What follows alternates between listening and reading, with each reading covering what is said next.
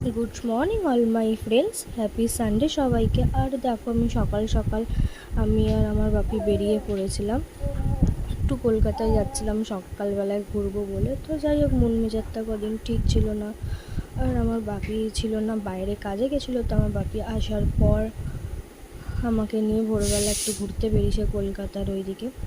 আর সুখ দুঃখ কষ্ট নিয়েই লাইফ তৈরি হয়। তো যাই হোক, আমি এইটুখানি আমি ভগবানকে একটাই কথা বলি যে বেঈমান মানুষগুলো আমার কাছ থেকে দূরে থাকুক।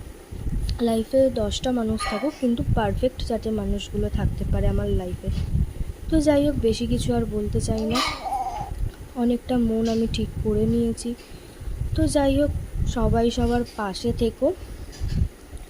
আর হ্যাঁ, দেখো, আমরা খিদিরপুরে এসেছি, কারণ হচ্ছে মাটন নেবো বলে।